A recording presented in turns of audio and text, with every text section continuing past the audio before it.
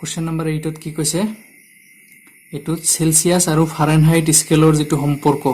এটো ইয়াত দিয়া আছে আৰু কেইটামান প্ৰশ্ন দিয়া আছে এক নম্বৰত কি কৈছে সেলসিয়াসৰ বাবে x অক্ষ আৰু ফাৰেনহাইটৰ বাবে y অক্ষ ধৰি লৈ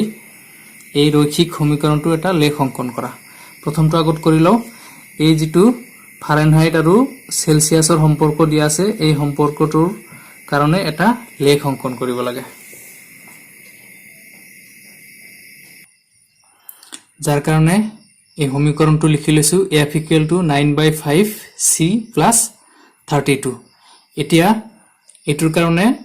এটা আমি তালিকা বনাই লব লাগিব আৰু এই তালিকাত পোৱা মানবোৰ আমি গ্ৰাফত বহুৱাই দিম এটোৰ কাৰণে এটো x y লৈ লৈছো এটো c লও আৰু এটো f লও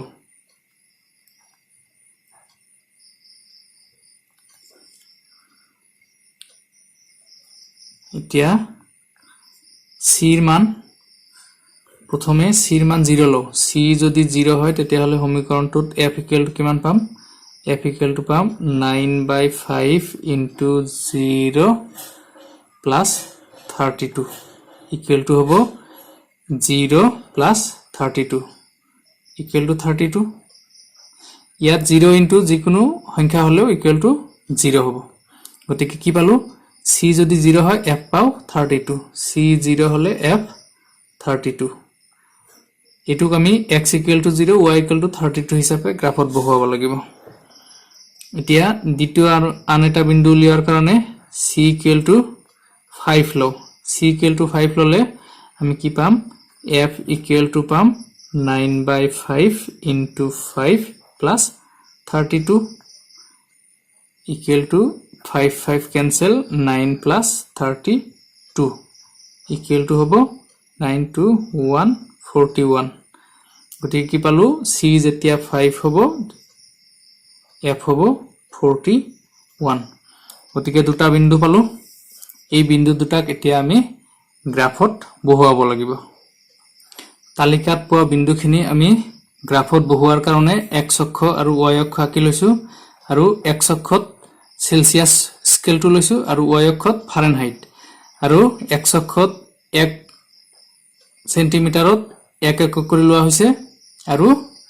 y অক্ষত 1 সেন্টিমিটাৰক 10 একক কৰি লোৱা হৈছে এতিয়া প্ৰথম বিন্দুটো হল 0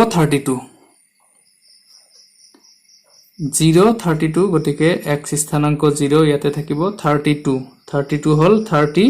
আৰু ইয়াত 2 অলপ ওপৰত হ'ব গতিকে এইটো হ'ব 0 32 বিন্দুটো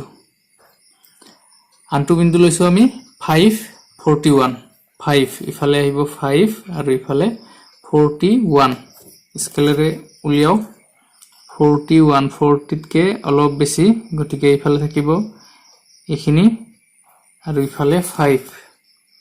এই দুটা লম্ব যত কাটিব ইয়াত কাটিব গতিকে এইটো হ'ব 541 বিন্দুটো এই বিন্দু দুটাৰ মাজেৰে ৰেখা টানিলে যেটো ৰেখা পাম হেতুৱে হ'ব এই সমীকৰণটোৰ গ্ৰাফ এটি হ'ব ইয়াৰ গ্ৰাফ সমীকৰণটো ইয়াত লিখি দিব পৰা যায় f = 9/5 c + 32 এতিয়া এটোৰ গ্ৰাফ অঙ্কন কৰা হৈ গল কোশ্চেন নাম্বাৰ 2 কি কৈছে যদি উষ্ণতা 30 ডিগ্ৰী সেলসিয়াস তেন্তে এই উষ্ণতা ফাৰেনহাইটত কিমান 2 নম্বৰ প্ৰশ্নটোৰ কাৰণে সমীকৰণটো আগত লিখি লও f = 9/5 c + 32 এতিয়া প্ৰশ্নটোত কৈছিল যদি সেলসিয়াস স্কেলত 30 ডিগ্ৰী হয় তেতিয়া হলে ফাৰেনহাইটত কিমান হ'ব মানে c ৰ মান আমি 30 বহাই দিম implies f = 9/5 * 30 + 32 এটোৰে কাটিলে 6 বাৰ যাব 54 +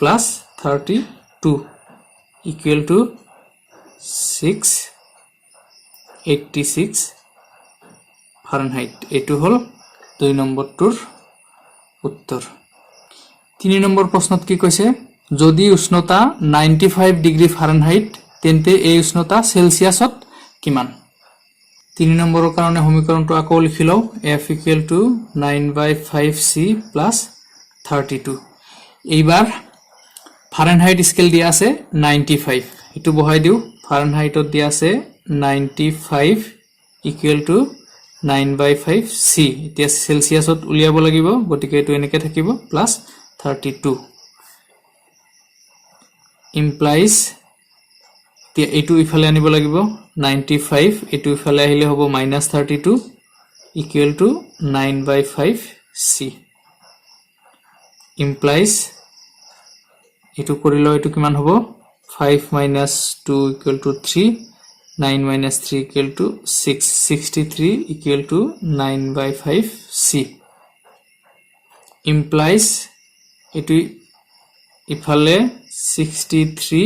ইফালে 5 টো ডিভাইড হৈ আছে, ইফালে আহিলে মাল্টিপ্লাই হ'ব, আৰু এটু ইফালে মাল্টিপ্লাই হৈ আছে, ইয়াত আহিলে ডিভাইড হ'ব = C।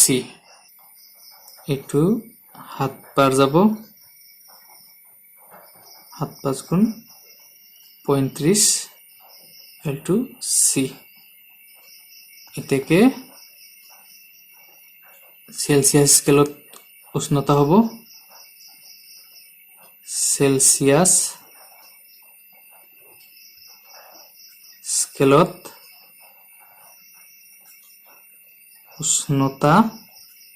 হ'ব 35 ডিগ্ৰী সেলসিয়াস। 4 নম্বৰ প্ৰশ্নত কি কৈছে, যদি উষ্ণতা 0 ডিগ্ৰী সেলসিয়াস তেন্তে ফাৰেনহাইটত কিমান, আৰু 0 ডিগ্ৰী ফাৰেনহাইট হলে সেলসিয়াসত কিমান? প্ৰথম কি উলিয়াব দিছে, সেলসিয়াস স্কেলত 0 ডিগ্ৰী হলে ফারেনহাইটত কিমান হ'ব? F = 9/5 × C0 + 32 = হ'ব 32, কাৰণ 9/5 × 0 0 + 32 32, ঠিক এইটো ওলাই গল। আনটো কি কৈছে, ফারেনহাইটত 0 হলে সেলসিয়াসত কিমান হ'ব? ফারেনহাইট যদি 0 হয় হেতুৰ কাৰণে ইয়াৰ পৰা ডাইৰেক্ট কৰি দিছো, implies 0 = 9/5 C + 32 implies কি পাম, যদি এটু ইফালে লৈ আহো -32 = 9/5 C implies C = C two ইফালে ৰাখো, এটু ওপৰত যাব, এটু তলত আহিব, -32 × 5 / 9 = -5 2 × 10 ৰ 0 হাতত থাকিলে 5 3 × 15 আৰু 1 16, 160 / 9 = হ'ব -9, একবাৰ যাব, 7 থাকিব 70, 9 8 8 নাযায়, 9 7 63 থাকিল 7, আকৌ 7 এনেকে 7 আহিয়ে থাকিব, এটু = এনেকেও লিখিব পৰা যাব 17.8 লিখিব পৰা যাব, বা 78। 5 নম্বৰ প্ৰশ্নত কি কৈছে, এনে কোনো উষ্ণতা আছে নেকি যেটো ফাৰেনহাইট আৰু সেলসিয়াস এই দুটাতে সাংখ্যিকভাৱে একে, যদি আছে নিৰ্ণয় কৰা। এটুৰ কাৰণে সমীকৰণটো লিখি লও, F = 9/5C + 32। এতিয়া কি কৈছে, এনেকুৱা উষ্ণতা য'ত ফাৰেনহাইট আৰু সেলসিয়াস একে, তাৰ মানে F = C, গতিকে এই সমীকৰণটোত F = C বহাই দিও, বা C = F যিকোনো এটা বহাই দিলে হ'ব। implies মানে C = F implies কি পাম, F = 9/5 C ৰ ঠাইত F লিখো +32 implies, এটু যদি ইফালে লৈ আহো F কমন লও, 1 - 9/5 = 32 implies F * ইয়াত লসাগুলাও 5 গতিকে 5 minus 9 equal to 32 implies f equal to এটু ইফাল লৈ যাও বজ্ৰপূৰণ কৰি দিলে 5 into 32 divided by 5 minus 9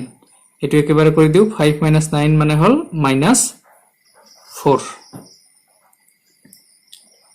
equal to হবো ইয়াত 5 গুণ 10 ৰ 0 হাতত থাকিল 1 3 5 গুণ 15 16 160 divided by minus 4 মানে ওপৰত লিখিব পৰা যায় minus 4 equal to হবো minus 40 তাৰ মানে f equal to minus 40 degree Celsius আৰু ফাৰেনহাইট স্কেল একে হবো গতিকে এটোৰ সমাধান